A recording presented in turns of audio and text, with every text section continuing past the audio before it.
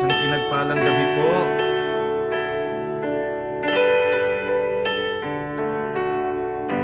As we praise the Lord, purihin ang kanyang dakilang pangalan. Hallelujah, hallelujah. May pagpalang gabi po sa bawat isa.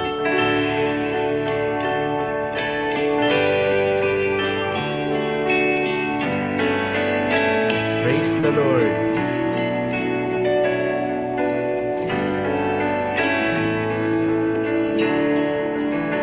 Hear our prayer.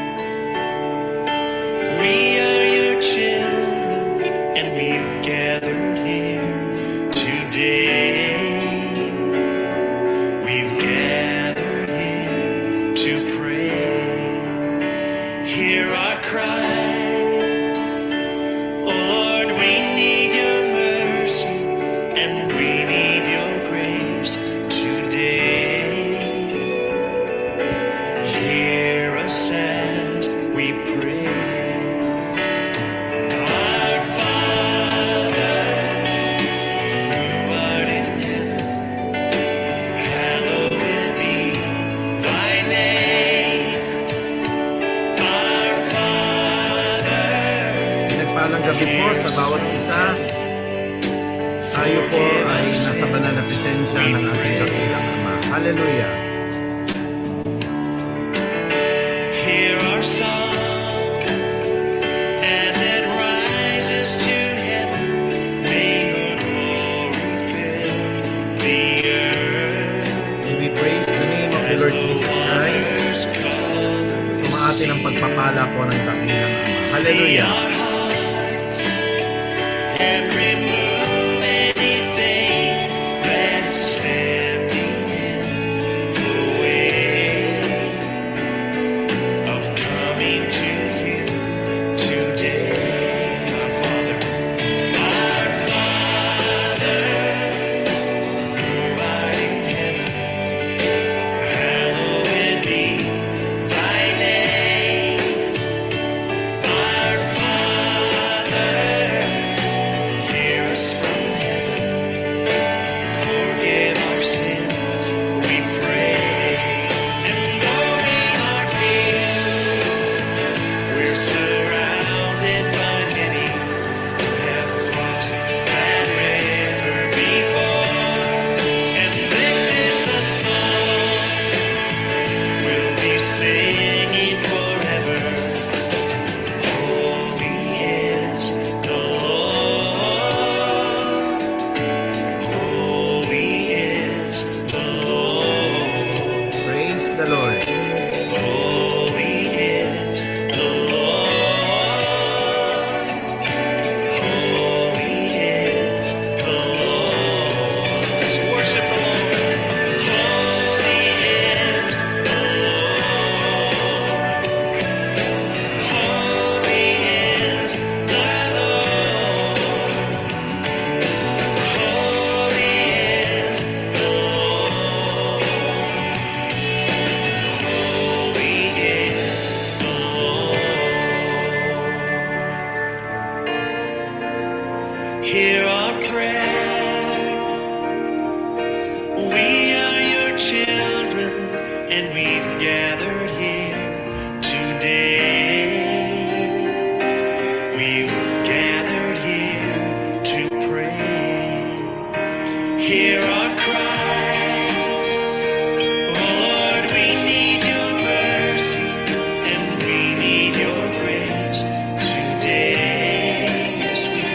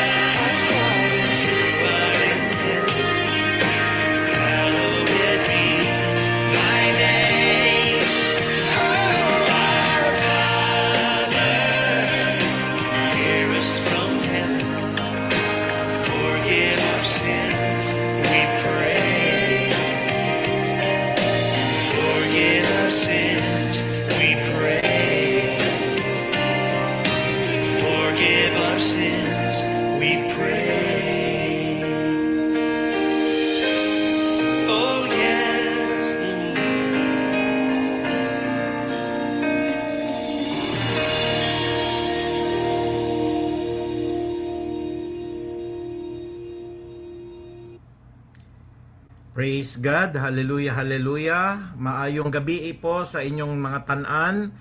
Tayo po ay nagpapasalamat po muli at tayo ay nabigyan ng pagkakataon ng Panginoon para muli hong mag-broadcast ng kanya pong mga banal na aral. Lalo po ngayon po ay Wednesday, it's August 5 of 2026. Kasalukuyan pong 7:06 p.m. po ngayon. At ako po'y bumabati dito po sa Panglao Island po mula po sa Bohol. Ay ipinararating ko po ang aking taus-puso po na pagbati sa lahat ng atin pong mga kapatiran. Ayan. May mga buena mano na po tayong mga kapatid, ano ho? Na talaga naman pong kanina ho, nakita ko si Joan Navarro Cruz at saka po si Danny Canarse. Magandang gabi po sa inyo dyan sa Puray. At balita ko po ay nagsuspindi ng mga klase sa iba't ibang bahagi po ng Maynila at mga karatig po na lalawigan. Ano ho? Binabati din po natin si Selencio Vasquez, si Jenny Selencio Vasquez. Gayun din naman po si Georgie Alejandro, si Sister Linda Pineda. Kamusta na po kayo? At binabati ko po kayo dito po sa isla ng Panglao, sa Bohol, sa Visayas po tayo. And also si Joson Cloud. Kamusta na po kayo dyan? Ano? Kung ako po'y tatanungin nyo, nasa magandang kalalagayan po. We also would like to greet Brother Greg, yung mga nag-like po at mga naglagay ng heart, si Miray Narce po, at saka si Corazon Pantan Magno. Di ko po nakakalimutan, si Ate Emmy po ay binabati ko ng happy birthday po ngayong araw po na ito.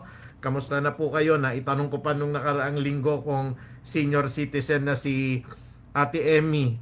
Nakalimutan ko, more than 60 na pala si Ate Emmy, ano, kasi wala po sa itsura. Naglilingkod po kasi sa Diyos, ano ho. Kaya isa pong pinagpala na gabi sa bawat isa po sa inyo. Kasama po si Pastor Elmer po diyan po sa Puray Christian Church, si Sister Leia. Ayan, bumati na po si Pastor Elmer Daito. Na sana ho okay po kayo diyan. Malakas po ba ang ulan? Kasi kanina po ay nabalitaan po namin, nagsuspindi na po ng klase sa Marikina at pati bukas po no, nakita ko ho na sinuspindi na rin po ni Mayor Maan Chodoro yun pong klase. So ibig sabihin no, malakas ulan dyan, ano ho? At kanina rin no, maski sa UST po, yun pong mga gawain po ay nasuspindi. At marami ho sa Northern Luzon, konting ingat lang ho dahil malakas yata ulan dyan. Ang Abra, ang Benguet, kasama na po yung Ilocos Sur, pati po yung La Union, nagdeklara na rin na wala po silang pasok, no? So dito po, tirik na tirik po ang araw, ano? Tayo po ay pinalad pong maayos-ayos naman po tayo dito, kaya praise God po. Kaya yun po, binabati ko rin po si Sister Aster. Kamusta po kayo sa Middle East? At ang Maynila po ngayon ay kasalukuyan pong inuulan at ang maraming bahagi po ng Luzon. Ako po ngayon ay live dito po sa Bohol, sa Panglao Island po, na kung saan nandito tayo sa may Alona Beach. Ayan. Kaya si Ate Bebiana Yurin po ay binabati ko, no? Patuloy ang prayer namin kay Brother Franklin po at saka kay Sister Aubrey. Yan po kasi hindi natin nakakalimutan. Kaya Sister Aster, regards din po kina Ivan dyan. At kamusta po sila Alex, sila Lendungo, sila Sean. At of course, si Ate Ellen, kamusta po kayo? Konting ingat po kayo din dyan, ano ho? Namimiss na namin po kayo. Magandang gabi po sa ating pong kapatid na Sister Irma na ang sabi po ay bukas po ay walang pasok dito sa Marikina. So talaga pong maulan dyan, ano ho? Dito po, wala ho. Tignan nyo ho, nangitim na nga po ako. Medyo namumula po ako dahil matindi ho ang sikat ng araw. Kamusta rin po si Sister Odi na araw-araw ho, tuloy yung prayer namin. Samahan nyo po kami. San Mangdako po ng Pilipinas. Hindi pwedeng buwagin ang prayer circle na ito. Magpapatuloy at magpapatuloy gaya ng pangako ni Kristo. At ang maging ang pintuan ho ng Hades ay hindi magtatagumpay dito po sa Iglesia ng ating Panginoong Diyos. Magandang gabi rin po kay Maribel Ray Buenan. Pagpalain po kayo ng ating Panginoong Diyos. Kasama rin naman po si kapatid na Nel Raduban. Kamusta na po kayo ni kapatid na Crisel at yung dalawang cute na anak ni Brother Nel. Pagpalain din po ang ating mga kapatid at lalo tigit po Si Brother Andrew, nandito na rin po. Si Sister Alex, nakasama natin sa prayer din kada umaga. At kamusta na ang pasok, Georgie? I hope maganda po ang kurso na nakuha ni Georgie po, yung hospitality management. Binabati ko rin po si Corazon Gardavan Cruz. At ayun po, very active din si Sister Joria Manuel Cruz na ating kapatid po sa Puray. Ayan po, ang dami-dami na rin pong bumabati. Magandang gabi rin po kay Ate Myla at kay Ate Sel. Kamusta po kayo? Tayo po ngayon ay nagbo-broadcast po ng live sa Panglao, Bohol. Ito po ay katabi ho na malapit-lapit na po kami sa Oslob, Cebu. Kumbaga ho, tayo po ay magkakadikit lang na probinsya ho yan eh. Nung nakaraan pong linggo, tayo po ay nasa Mindanao, nasa Zamboanga. Ngayon naman po, nasa Visayas region tayo sa Bohol. At sa August 19 po, tayo po ay tutungo ng Davao dahil may invitation po tayo doon para tayo ho ay patuloy po na magamit po doon ang isang university po sa kanila pong ginagawang research. Tayo naman po ay pupunta po ng Davao City. Ayan po. At bibisitahin po natin ang lupain ng mga durian by August 19 to 22. Nandun po tayo sa Davao. Muli ho nating binabati rin po ang lahat-lahat ng, ang dami ho, minsan hindi ko na makita masyado, no ho? Si Ate Sally, kasama po kayo sa prayer. Si Brother June, ang inyo pong asawa, pati po ang kalusugan ninyo dahil prayer request nyo po yan, Ate Sally. Magandang gabi rin po sa inyo. At si Sister Linda Soriano ho, maraming salamat sa pag-tune in. Sabi po ni Sister Irma, na sunburn na po kayo. Ang dami ko na akong ginamit to niyan, ano, na sunburn pa rin. Ang dami ko nang ginamit to na sunblock. Talagang SP100, SP150 yung ginagamit ko. Nakaubos na po ako ng isang tube. Pero kaka-expose sa araw po, talagang mamumula at mamumula tayo. Salamat po at napakaganda raw po ng ating signal mula po dito sa Bohol, sa Panglao. Maayong gabi sa inyong tanan. Yan, natututo na tayo kahit paano. No? Maayong gabi po. Ayan. Maraming salamat din po kay Ate Leia. Pagpalain po kayo ng ating Panginoong Diyos. Kompleto na po. Nandiyan din po si Salvador Tilar. How are you, Mishka? I'm here in Bohol. And also, Kel Narce. Ayan po. Kamusta kayong lahat dyan? Hallelujah. Ayan. Siyempre, birthday po ni Ate Emmy ngayon. Ayan po. We miss you too, Sister Aster. Birthtown po ni Sister Aster ang Oslob. Ay, ang lapit lang dito ho. Sister Aster, pwede po akong magbangka. So, sana nabisita ko yung birthplace po ni birthtown ni Ate Aster po, Oslob, Cebu. Ayun, marami po doong yung mga nakikita po natin na whale shark, yung mga butanding. One of these days, diyan naman tayo sa Cebu po. Ayan. Maayong gabi po sa iyong tanan. Talaga mga Bisaya, naglalabasan na, Ate Bebs.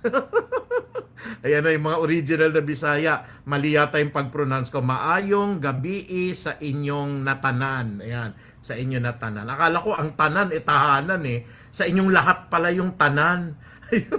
Akala ko good evening sa inyong bahay o tanan. Kasi di ba sa atin tahanan. Yung pala tanan pala sa inyong lahat. Magandang gabi sa inyong lahat. Ayun.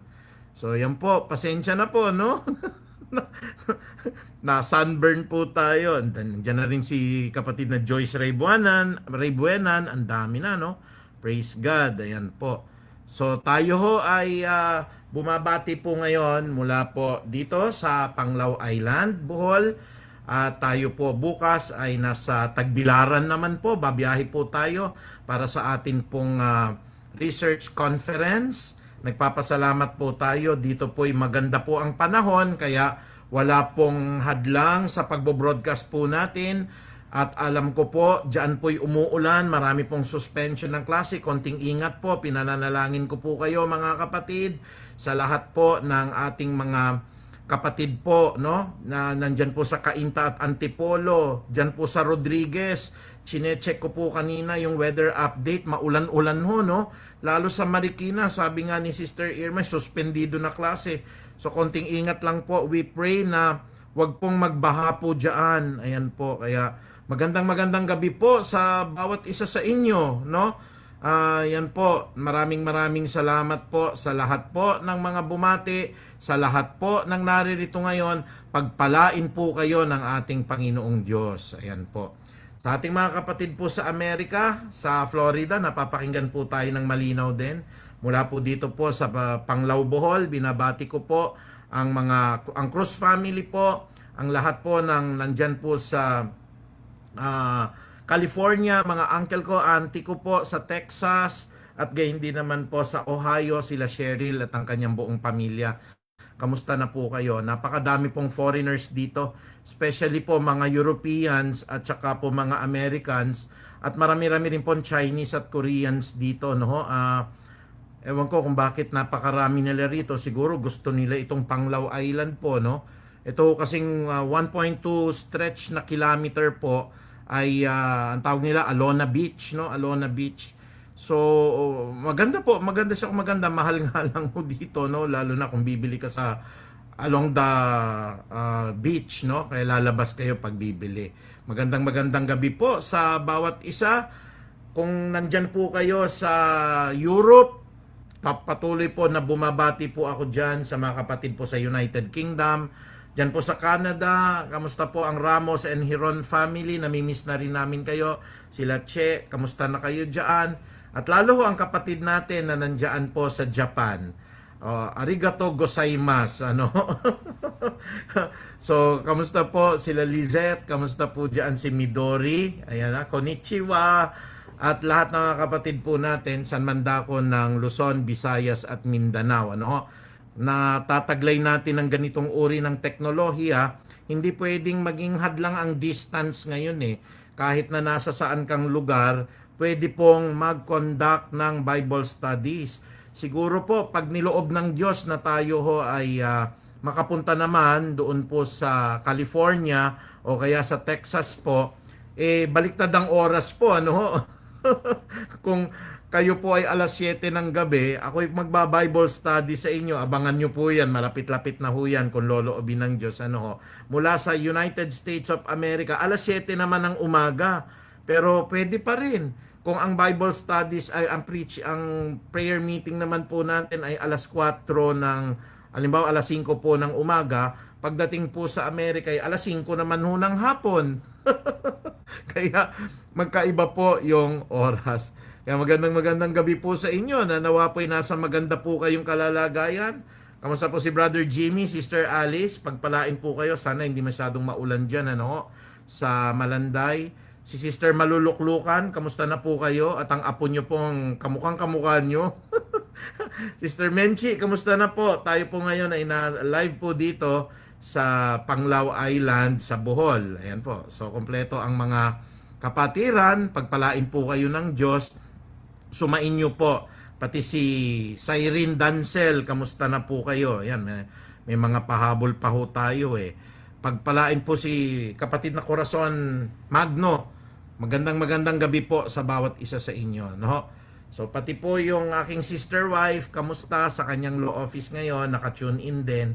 Ang mga biyenan ko, lalo na po si Tatay Rupo, si Nanay Baby po, naka-tune in din po. Ang kuya ko po sa Marikina, si Kuya Boyet at Eleni, si Micah, si Rodney po, mga naka-tune in po sa atin. Pagpalain po kayo. Salamat po sa prayer ninyo, ano, na tayo po ay magsimula po madaling araw ng Lunes na nag-flight po tayo. Nakarating po ako rito ng ligtas. At pagkatapos po ng mga alas 11 ho ng umagang naririto na po tayo sa Bohol. Dumiretso tayo sa Panglao, doon tayo nagstay po sa Alona Resort. Ano ho, nandoon po tayo. Ayan. Mabuti naman po with God's grace.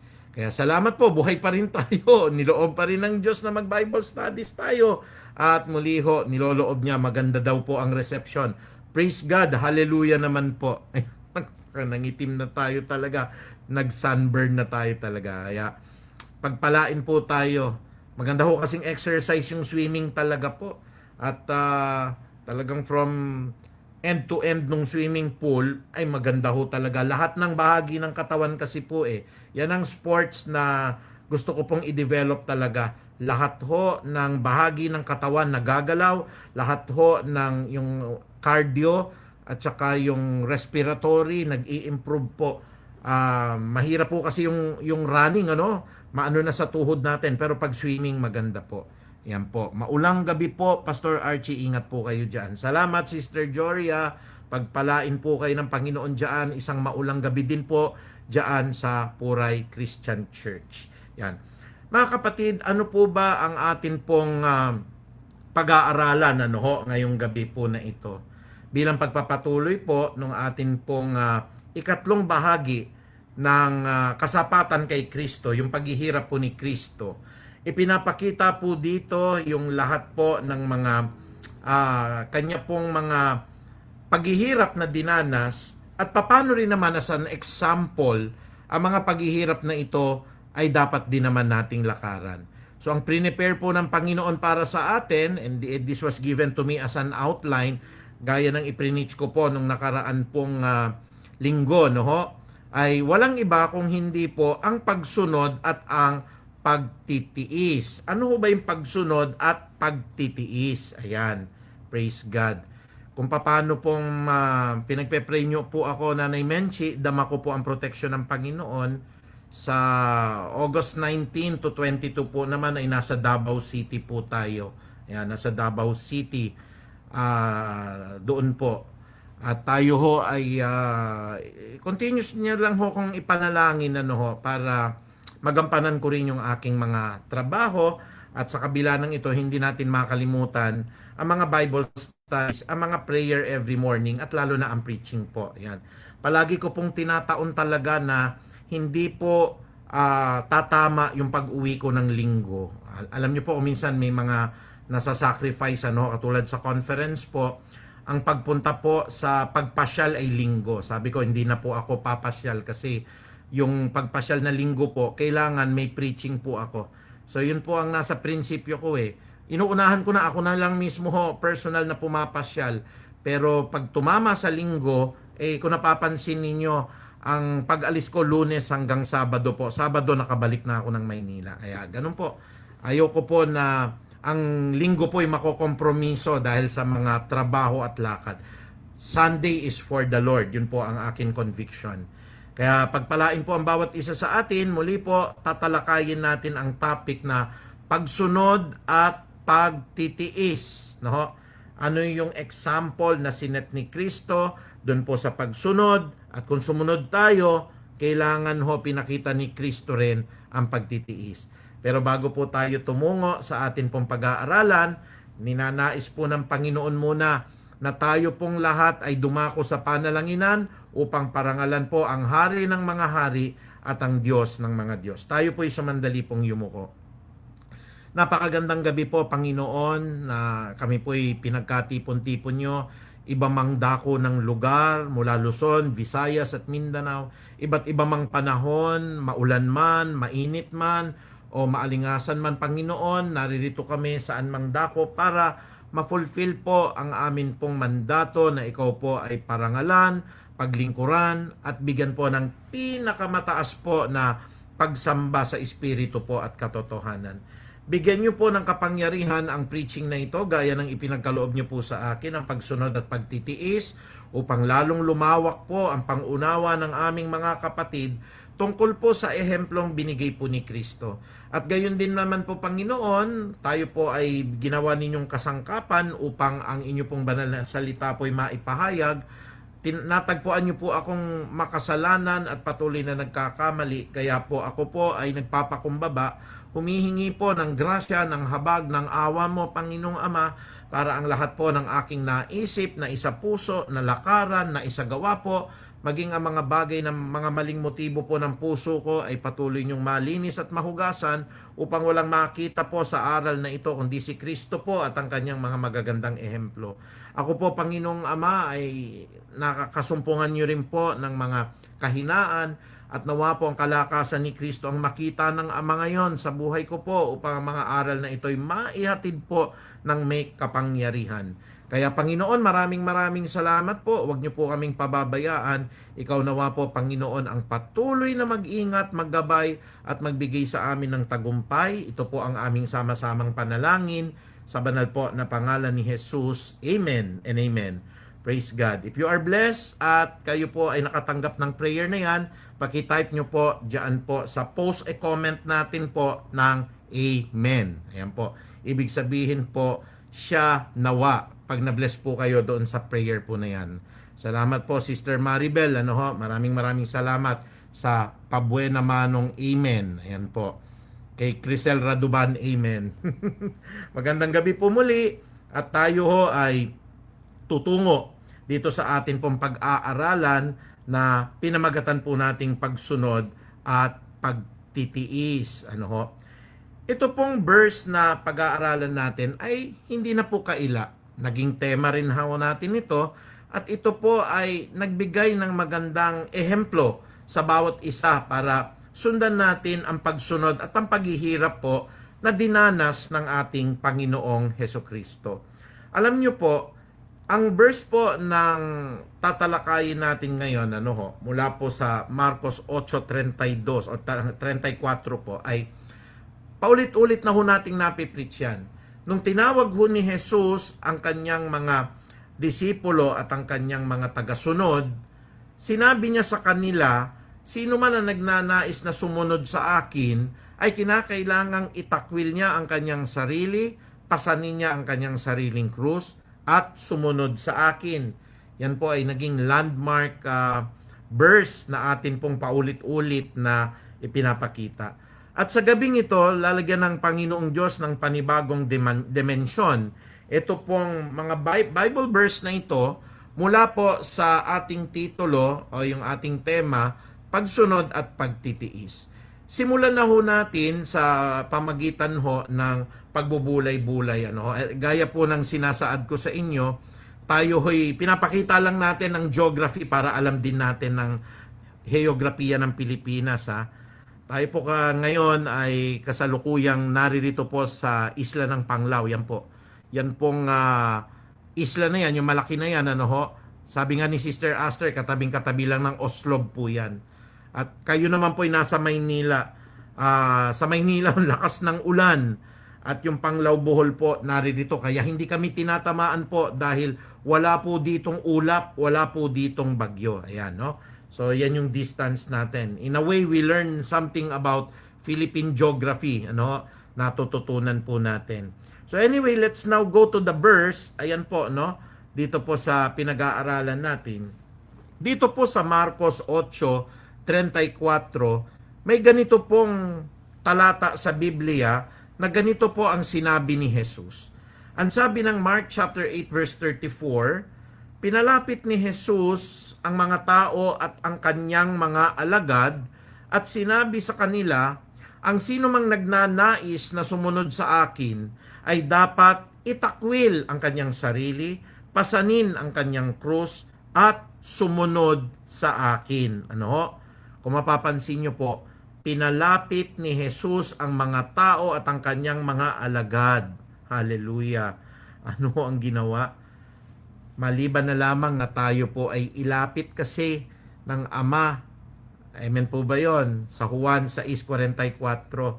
Maliban na tayo po ay ilapit po ng Ama kay Jesus, hindi natin siya makikilala Kaya nga, ang sabi po dun sa verse na yun, pinalapit ni Jesus ang mga tao at ang kanyang alagad. Kung hindi sila pinalapit, hindi nila ho maunawaan kung ano po yung pong pagtatakwil sa sarili, yun pong pagpapasan ng krus, at yun pong sinasabi po natin na pagsunod po kay Jesus. Hindi nila mauunawaan yon. Kaya ang pinakamahalaga po, dapat tayo po ay inilapit ng Ama dun po kay Kristo. Otherwise, kung tayo lang lumalapit, hindi naman tayo nilalapit ng Ama, hindi natin mauunawaan po, lalo na po yung aral po ni Kristo. Muli ho nating balikan dito po sa aklat po ng Marcos, dito po sa 8:34. 4. Ayan. So ulitin ko po, pinalapit ni Jesus ang mga tao at ang kanyang mga alagad at sinabi sa kanila, ang sino mang nagnanais sumunod sa akin ay dapat itakwil ang kanyang sarili, pasanin ang kanyang krus at sumunod sa akin. So, bago po natin makita yung mga utos ni Jesus na yon, na itatakwil natin yung ating sarili, napakahirap po yan. Hindi po mauunawaan ng ordinaryong tao po yan, lalo't wala pong ugnayan at hindi pinapalapit ni Jesus sa kanya. Yun pong pagpapasan ng krus, mahirap unawain po yan, lalo na wala tayong personal na relasyon kay Kristo. At yun pong tinatawag natin pagsunod sa Diyos. Ang dami-dami pong tao, kanya-kanya sarili pong tradisyon, kanya-kanyang sariling pagsunod, hindi din nila masunod-sunod kung ano pong nais ng Panginoon. Bakit po hindi nila masunod? Maliban na lamang po na tayo po ay ilapit ng Ama kay Jesus. Kaya po yung word na yun, very powerful po yun Pinalapit ni Jesus, ulitin ko pinalapit ni Jesus ang mga tao at ang kanyang mga alagad at sinabi sa kanila, ang sino man na nagnanais sumunod sa akin ay dapat itakwil ang kanyang sarili, pasanin ang kanyang krus at sumunod sa akin. Praise the Lord. 3 bagay pag-aaralan natin. Paano po yung pagtatakwil? Paano po yung atin pong pagpapasan? Paano po yung tinatawag nating pagsunod? At ang ingredient po niyan, dapat pinalapit tayo ni Jesus sa Kanya. Kasi kung tayo lang lumalapit, wala naman authority po na tayo po'y inilapit ng Ama. Kaya nga ang dami-dami yung mga iba't ibang churches ngayon, may pangalan pa ni Kristo, but in practice hindi maka-Kristo yung kanilang pinapakita. Fraternity sila, organisasyon lang sila, samahan lang sila, sa tradition lang sila nabubuhay. Pero yung pong tunay na aral ni Kristo, hindi nila taglay. Bakit hindi mo po mauunawaan kung paano po yung pong pagpapasan, paano po yung pong pagtatakwil, paano po yung pagsunod kay Jesus. Kaya sa gabing ito, lagyan natin ng panibagong dimension ito as prompted by the Holy Spirit. Ang unang-una sa lahat, kailangan ng tinatawag nating pagtatakwil sa sarili. Ulitin ko nga ang pagtatakwil sa sarili, kabahagi ng 3 bagay po ng tinatawag nating pagsunod at pagtitiis ni Kristo. Pinalapit niya ang kanyang mga alagad at ang mga tao at sinabi sa kanila, sino mang nagnanais na sumunod sa akin ay kailangan niya itakwil ang kanyang sarili. Minsan tayo pagka po tinitignan natin paano ba yung pagtatakwil sa sarili? Paano ba ipinakita ni Kristo? Minsan tayo alam niyo po bilang Kristiyano na ipagmamalaki natin sa ating sarili at sa Diyos. Panginoon, ako po ay naka-attend ng church. Naka-attend nga tayo, na late naman po tayo kaya pati po yung pag-attend natin, dapat always the best kay Lord Na tayo pagka po walang pakinabang ayaw naman natin dadalo. Gusto lang natin, pagka nababanggit yung pangalan natin, kasama tayo sa meeting. Pero pag hindi na tayo kasama sa meeting, wala na, ayaw na rin natin kung minsan dumalo. Pero tignan natin, paano talaga yung pagtatakwil sa sarili. Minsan kasi tayo ay nagbabalat sibuyas, na, basta ako, mahal na mahal ko ang Diyos, tapos napagsabihan po tayo, right? And then from the scriptures, ayoko na mag-attend sa church, nagtatampo na ako sa pastor, masakit yung sinabi po sa akin. Mantakin ninyo, tignan nyo po kung paano po si Kristo'y nagtakwil ng kanyang sarili. Baka po mangliit kayo pag nakita nyo po na, ako pastor palagi akong present, ako po pastor palagi po akong nagbabasa ng Biblia.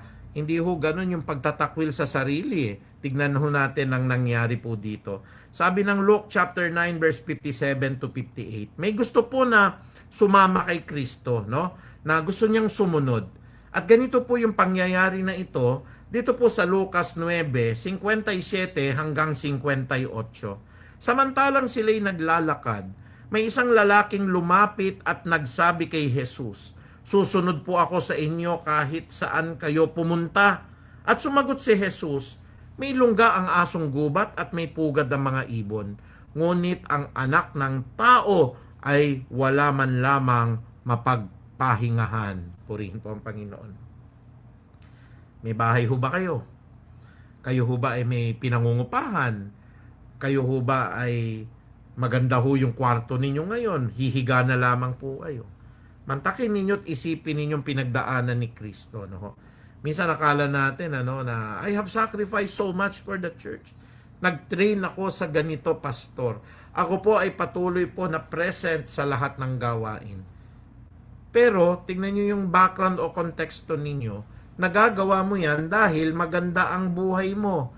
Nagagawa mo yan dahil may bahay ka. Nagagawa mo yan dahil may trabaho ka. Pero si Kristo, nung nangangaral siya, wala nga ho siyang mapuntahan eh. Bakit wala siyang mapuntahan? Kasi ho, di ba? Tinatakwil siya ng mga tao. Maging ang mga kapatid po ni Kristo. Opo, may mga kapatid siyang mga lalaki at babae. Ayaw na siyang paniwalaan. Saan pa siya pupunta?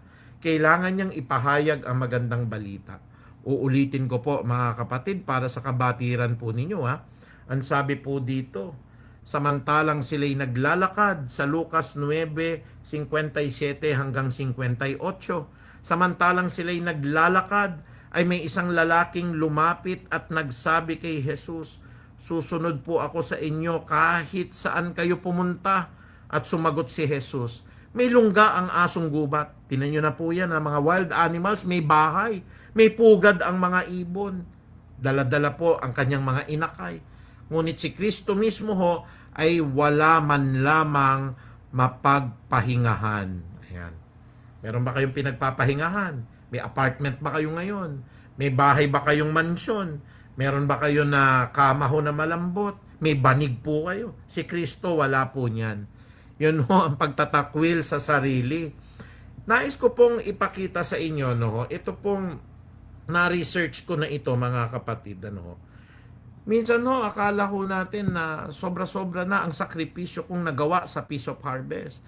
Sobra-sobra na, pastor, na talagang naghirap ako. Talagang ako po ay nag-dedicate ng buhay ko. Pero meron po bang pagtatakwil na katulad ng naranasan po ni Kristo at ni Pablo? Ito po'y nais ko pong i-share para i-compare po ninyo yung pong pagtatakwil na nararanasan nyo ngayon. Kasi kung minsan tayo po ay para pong very sensitive na pastor, ako po ay malaki magbigay sa church. Pero ako po ay nasabon pa rin po nung preaching ninyo. Ako po, pastor po, napaka laki ng contribution ko. Kung wala ako sa church na yan, malaki po ang kawalan ninyo. Mga kapatid, tingnan nyo nga ho kung ano po ang dinanas ni Pablo para sa mga ehemplong ito, makita natin, mag-reflect tayo.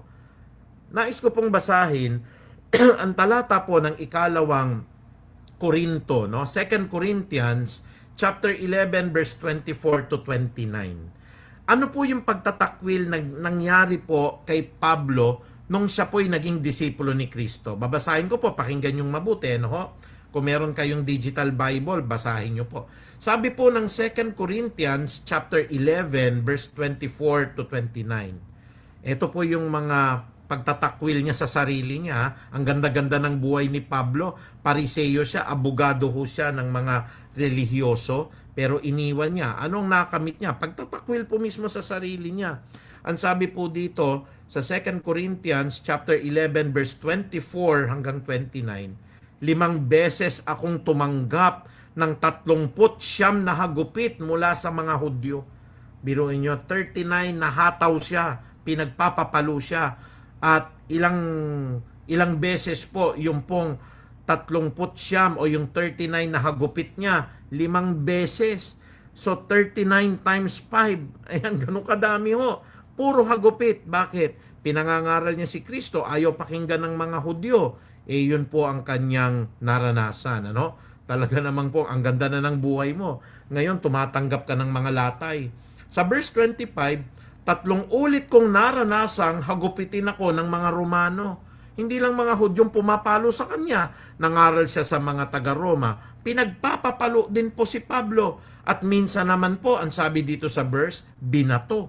Nakaranas na ho ba kayo na nagpipreach kayo, gumagawa kayo ng kabutihan, binato kayo sa ulo, dugo yung ulo ninyo? Naranasan ni Pablo po yan. Ano pa yung ginawa niyang pagtatakwil sa sarili niya? 3 beses kong naranasang mawasak ang barkong aking sinasakyan. Kayo ho ba nakaranas ng ganon? Baka ho pagka sumakay tayo ng barko, may salbabida pa. Baka pagsakay natin ng barko, doon pa po sa premier class talaga na barko ho, no? Yun talaga pong cruise ship. Siya po, pagsakay po ni Pablo, naranasan niyang mawasak ang barkong sinasakyan niya, at dahil ang barko'y lumubog, ang sabi ng verse na ito, minsan maghapon at magdamag akong lulutang-lutang sa dagat. Naranasan ba natin yun bilang disipulo? Na shipwreck ka na, nag-capsize po yung inyong sinasakyan na bangka. At nung nag-capsize po, buong magdamag kayong nakababad sa tubig.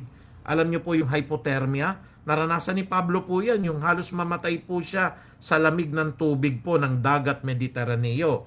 At ang sabi po dito, sa malimit kong paglalakbay, nalagay ako sa iba't ibang panganib, sa mga ilog, o muntik na ho siyang mamatay din at malunod, sa mga tulisan, may mga bandido, may mga holdupper din, may mga nambubugbog doon, na nakasalamuhan niya mga tulisan, sa kanyang mga kapwa na Hudyo at mga Hentil, mga panganib sa lungsod, sino po yung mag-aamba sa kanya, papatay sa kanya, sa mga pinangangaralan niya, sa ilang, sa disyerto, sa dagat, sa mga nagpapanggap na mananampalataya, at mga tiktik po sila pala, o mga spy para ituro si Pablo.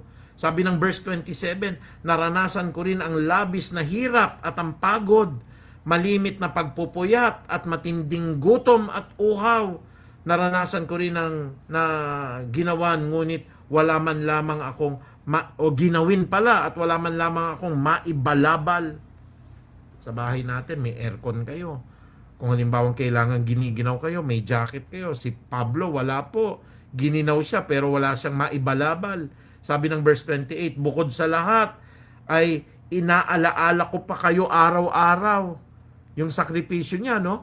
Ang mga kapakanan ng mga taga-church, ang iniisipan ni Pablo. At ang verse 29, kung may mga nanghihina spiritually, sila pa'y kinakailangan kong damayan. At kung may nahuhulog sa pagkakasala, labis na naghihinagpis ang kalooban ni Pablo. Ganon niya kamahal ang church, ganon niya kamahal si Kristo, ganon po ang pagtatakwil niya sa kanyang sarili. Ano ngayon ang masasabi po natin? Pastor, ayoko po sa Jesus rin. Mainit. Matinding sakripisyo, naitakwil ko sarili ko. Tumulo, pawis ko. Naranasan nyo na ho ba? 39 hagupit, no? Na 5 beses. Mga bugbog, suntok sa Romano. Mga barkong sinakyan na lumubog.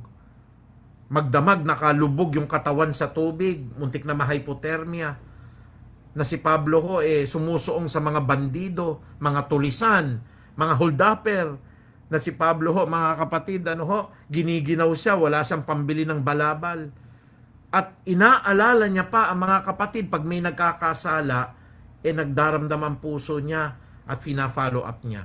Ngayon ninyo sabihin mga kapatid na sobra-sobra ang sakripisyo ko sa Peace of Harvest. Sobra-sobra ang every morning prayer meeting na ginagawa ko. Sobra-sobra, pastor, nagbibigay ako 10%. Kung hindi ho natin naranasan yung naranasan ni Pablo, na talagang isang magandang buhay na sana ang kakaharapin niya sa mundong ito, pero itinakwil niya ang kanyang sarili alang-alang sa pagsunod kay Kristo. Sabi ulit ng Marcos 8:34, mga kapatid, at tinawag ni Kristo, ni Jesus, ang lahat ng tao at ng kanyang mga alagad, at sinabi sa kanila, sino mang nagnanais na sumunod sa akin, ay kinakailangang itakwil niya ang kanyang sarili, pasanin niya ang kanyang krus, at sumunod sa akin.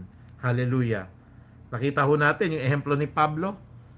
Tayo ho ba may maipagmamalaki pa ngayon na ako po, pastor, ang nagbubuhat ho ng instrumento sa church. Ako po ang naglilinis sa church. Tignan nyo nga ho, mahagupit lang kayo. Baka kapatid, sumuko na tayo kay Kristo Mababad lang kayo ho doon po sa dagat ng buong magdamag. Baka umalis na kayo sa pagiging Kristiyano Kaya nakikita natin, napapansin natin, talagang ang pagtatakwil sa sarili malalim. Even to the point na mawawala pa ang buhay mo alang-alang kay Kristo. Ikalawa, mga kapatid, ano po yung pagpasan sa krus? Ayan. Paano po nakikita yung pagpasan sa krus? Sabi po ng Ebreo 12:2 hanggang 3. Ito po yung mga iba-ibang dimension nito, no? Ang sabi ng Hebrews chapter 12 verse 2 to 3. Ituon natin ang ating paningin kay Jesus. Sa Kanya nakasalalay ang ating pananampalataya mula simula hanggang katapusan. Fix our eyes unto Jesus alone. Dahil sa kagalakang naghihintay sa Kanya, hindi Niya inalintana ang kahihiyan ng pagkamatay sa krus. At siya ngayon nakaupo sa kanan ng trono ng Diyos. Ang sabi ng verse 3, isip-isipin ninyo kung gaano ang tiniis niyang pag-uusig sa kamay ng mga makasalanan upang hindi kayo manlupaypay o panghinaan ng kalooban. Ang sabi po, isip-isipin ninyo kung ano po yung tindi ng pag-uusig na naranasan ni Kristo. Minsan tayo, nainitan lang tayo sa Jesus reigns, yun na ho ba yung pag-uusig sa atin? O kaya kung minsan tayo, nasasabi po natin na, Pastor, nag-donate po ako ng isang sakong bigas, nag-donate po ako, Pastor po, ng mga gamot para sa mga kapatid na nangangailangan. Kaya matindi na po yung akin pong ginawa po na pagpasan ng krus. Minsan nga kaya tayo nakakapag-donate because these are just extra mga sobra-sobra ng pagpapala ng Diyos sa atin.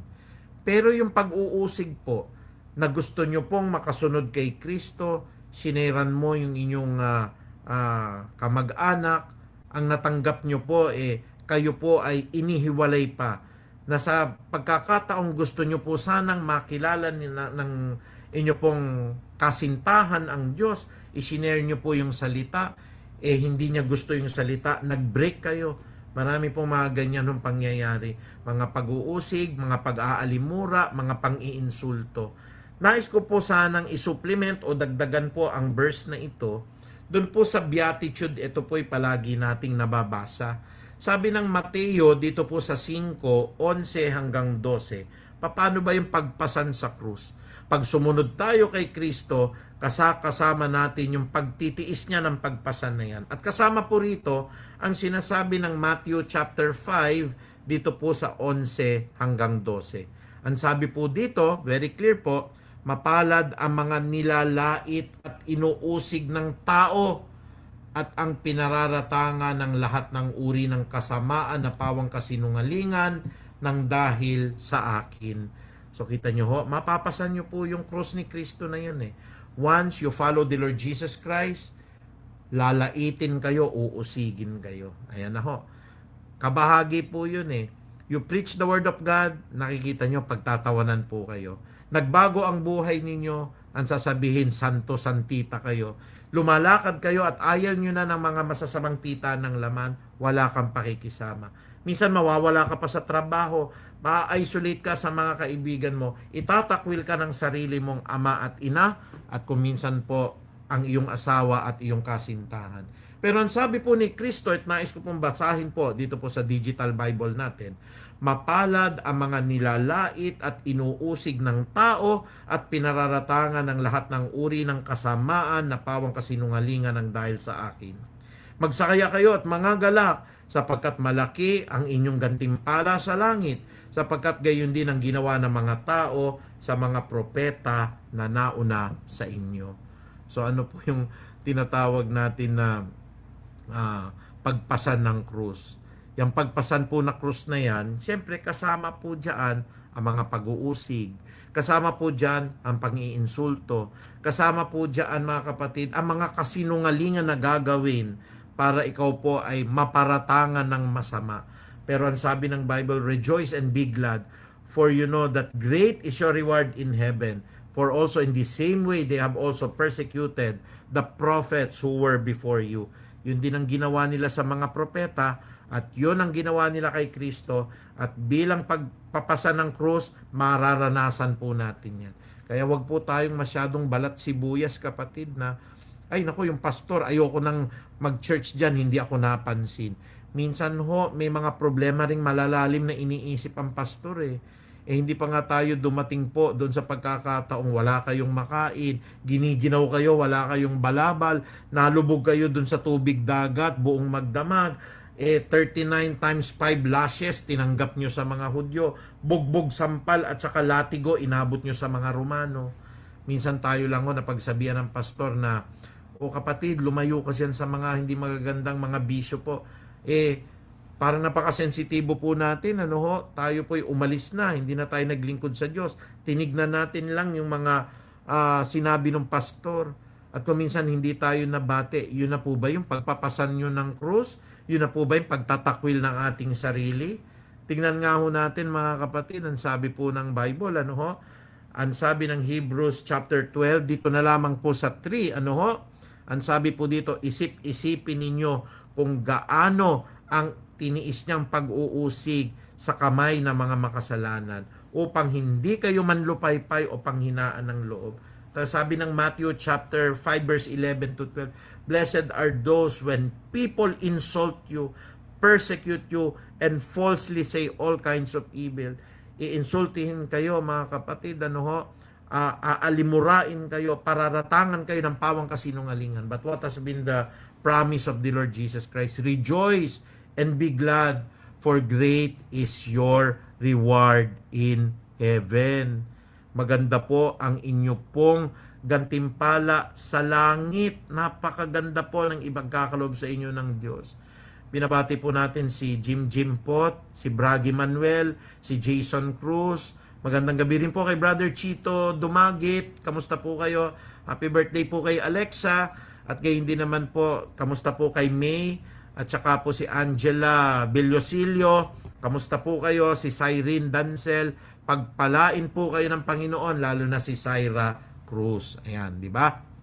Kaya tignan nyo po, kasama po yung pagpasan sa krus. At ikatlo, mga kapatid, siyempre, kailangan ho sumunod kay Kristo. Sino man ang nagnanais na sumunod sa akin, itakwil niya ang kanyang sarili, pasanin niya ang krus. At siyempre po, sumunod sa akin. Tignan nyo ho mga kapatid, yung panibagong dimension nito. Sabi ng John chapter 10 verse 27 to 29, nakikinig sa akin ang aking mga tupa at nakikilala ko sila at sumusunod sila sa akin. Ano po yung palatandaan? Nakikinig ang mga tupa, nakikilala po sila ng Panginoon at sumusunod sila sa akin. Bibigyan ko sila ng buhay na walang hanggan at kailanman na hindi sila mapapahamak at hindi sila maaagaw sa akin ninuman. Sapagkat ang aking Ama na siyang nagbigay sa kanila, sa akin ay lalong dakila sa lahat at hindi sila maaagaw ninuman sa aking Ama. Praise God. Nakikinig, nakikilala sila at sumusunod. Ulitin ko, nakikinig, nakikilala sila ni Kristo at sila po, hindi lang nakikinig, sumusunod sila sa Diyos. Ayan. Alam nyo, napakarami po ng benepisyo pag sumunod tayo sa Diyos eh. Alam nyo po, pagka po sinuway natin, mas marami po talagang consequences. Pero pag sumunod po tayo, ayan po, natuwa naman ako sa sinabi po ni Brother Chito, kasi si Alexa po ay cute na cute ako sa bata na yan eh. Napakagandang bata po, tsaka talaga pong charming yung bata, anak ni Brother Chito. Tsaka si Corazon Gardaban Cruz po, magandang gabi po sa inyo. So, ayan ho, ano po yung panibagong dimension nito? Ayan. Meron akong ipapa-assignment po sa inyo. Pakibasa nyo po, dahil medyo kulang na tayo sa oras. Pakibasa po kung paano po mangyayari sa taong marunong sumunod sa Diyos. Pakibasa nyo po ang Deuteronomy chapter 28 bilang supplementary verse po nito. Dito po sa verse 1 to 10. Bibigyan ko po kayo ng pasada, mabilis lang ho, pero pakibasa nyo po ulit mamaya. Sabi po ng Deuteronomy chapter 28 verse 1 to 10. Kung susundin lamang ninyo si Yahweh na inyong Diyos at tutuparin ang kanyang mga utos, gagawin niya kayong pinakadakila sa lahat ng mga bansa sa balat ng lupa. Hallelujah, ang ganda ng promise sa Pilipinas, ano? Kung marunong tayong sumunod. Verse 2, mapapasa inyo ang lahat ng mga pagpapalang ito kung susundin ninyo ang Diyos ninyong si Yahweh. Verse 3, dito po sa chapter 28 ng Deuteronomy, verse 3, pagpapalain niya kayo sa inyong mga bayan at sa inyong mga bukid. Verse 4, pagpapalain niya kayo ng maraming anak, masaganang ani sa inyong lupain, at maraming alagang hayop. Verse 5, pagpapalain niya ang mga imbaka ng inyong inaning butil at ang mga pagkaing nagmumula roon. Verse 6, pagpapalain niya kayo sa lahat ng inyong gagawin. Number 7 po, ang mga kaaway ay magtatangkang lumaban sa iyo at matatalo ninyo sa tulong ni Yahweh. Sasalakayin nila kayo, ngunit magkakanya-kanya sila sa pagtakas. Sa verse 8, pagpapalain niya ang inyong mga kamalig at ang lahat ng inyong gawain. Pagpapalain niya kayo sa lupang ibibigay niyo sa inyo. Verse 9, tulad ng pangako ni Yahweh, kayo'y gagawin niyang isang bansang matatag at nakalaan sa kanya nang sundin ninyo siya at tuparin ang kanyang mga tuntunin. And verse 10, ganoon makikita ng lahat na bansa na kayo ay kanyang bayan at matatakot sila sa inyo. Pakibasa lang ho ulit yun dahil napakahaba po, no? Pero ang daming pagpapala mula po sa kamalig, mula po sa mga trabaho, mula po sa kalagayan ng bansa, mula po sa lahat-lahat, pati sa kaaway, magtatagumpay po. At lalo tigit po makikilala po ang bansang Pilipinas, makikilala po ang Peace of Harvest, ano ho, kung tayo po ay marunong sumunod sa Diyos. Please read Deuteronomy chapter 28, verse 1 to 10. Andyan ho yung bagong dimension na kung sino mang nagnanais na sumunod sa akin, sabi ni Kristo, itakwil niya ang kanyang sarili, pasanin niya ang krus, ang kanyang sariling krus, at ang sabi po, sumunod siya sa akin. Napakaganda, no ho? Mga kapatid, yun ho ang mga pangako ng Diyos pag marunong tayong sumunod sa Kanya. Nakikinig. Ayan, salamat Georgie, no? Nilagyan ng pin ni Georgie. Pag tayo nakikinig, makikilala tayo ng Diyos at tayo ho ay nakikilala dahil sumusunod tayo sa ating napakinggan.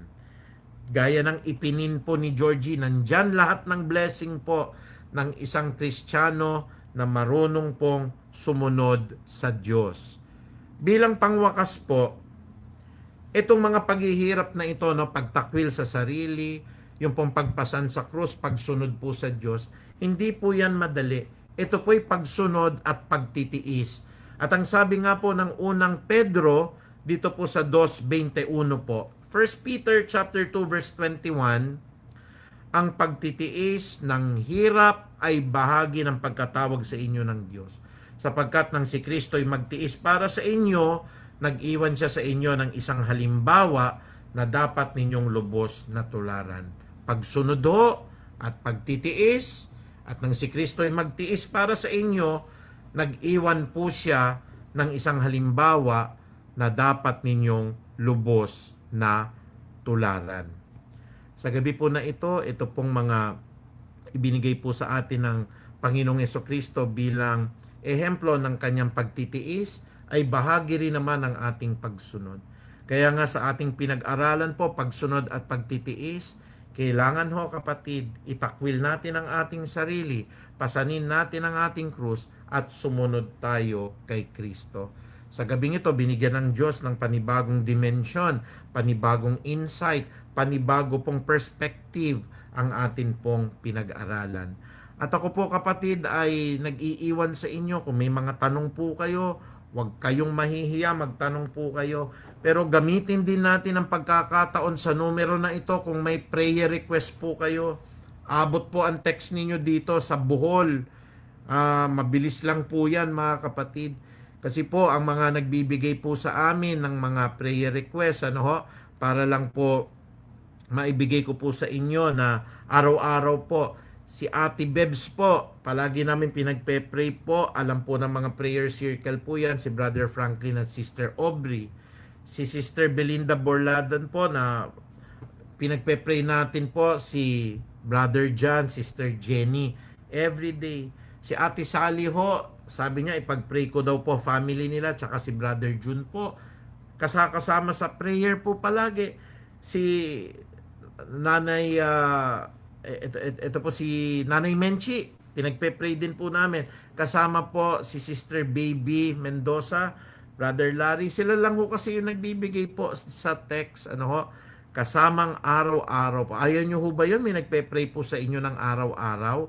Kaya po, kung hindi po kayo nagdadalawang isip at kung medyo maselan po yung prayer, itatago ko po yung pangalan ninyo, no? O kaya iibahin ko po yung pangalan ninyo, lalo na kung maselan po. So ito po yung number natin, 0977-832-5257. Kung may mga katanungan din kayong mga spiritual or biblical or theological, pwede rin ho kayong magtanong. Ayan, bukas po yung ating line ngayon kung meron po kayong pagtatanong na gagawin. Ayan. So kung wala ho mga kapatid, tayo po ay muling natapos sa gabing ito. Nagpapasalamat po tayo, no? Lalong-lalo na sa lahat po ng sumubaybay. Hindi kayo nawawalan po palagi ng panahon para makinig po ng salita ng Diyos. Nagpapasalamat po ako sa Panginoon dahil maganda naman ang panahon dito at patuloy gaganda rin po ang panahon diyan. Lalo't ipanalangin nyo po, ako po ay uuwi ng Sabado po na maging maayos at maganda ang atin pong pag-uwi po at ang preaching natin sa linggo. At humingi rin po ako ng panalangin para po sa August 19 to 22 na ako po ay nasa Davao City po ng mga panahon na yon. Sige po, tayo po ngayon ay dadako na sa panalangin at inaanyayahan ko po na tayo po lahat ay magsama-sama upang manalangin po sa ating dakilang Ama. Marami pong salamat, Panginoong Diyos, sa gabing ito, sa lahat ng mga natapos na mga aral nyo po, ang pagsunod at pagtitiis na nagbigay ng ehemplong tinawag mo ang lahat ng mga tao at ang mga alagad mo at sinabi sa kanila, sino man ang nagnanais na sumunod sa akin ay itakwil niya ang kanyang sarili at pasanin ang kanyang krus at sumunod sa akin. Gaya ng pinakita mo in Mark chapter 8 verse 34, yan po ang pinangahawakan namin na pagsunod at pagtitiis na binigay na ehemplo po ng aming Panginoong Hesukristo. Salamat din po for all the enjoyment, Panginoong Ama. Pagkatapos po nito ay kakain at patuloy po, Panginoong Diyos, na mag-e-enjoy sa mga paligid, sa mga nakikita po, at sa mga ginawa nyo pong magaganda, Panginoong Ama. Thank you po for all this privilege na nakakapag-relax at hindi nalalayo sa mga katungkulan po sa church at sa paaralan ko po sa UST. Muli po, maraming salamat. Sa iyo po ang pinakamataas na papuri at pagdakila sa banal po na pangalan ni Jesus. Amen at amen. Muli ho, magandang gabi po sa bawat isa sa inyo. Mahal na mahal ko po kayo at sana po patuloy nyo po akong ipanalangin gaya ng panalangin ko po sa inyo. Pagpalain po kayo ng Panginoong Diyos, ingatan palagi at patuloy ibigay ang pag-ibig niya at ang kaligtasan, kahabagan sa bawat isa sa atin. Muli magandang gabi po at mahal na mahal ko po kayong lahat. Praise the Lord.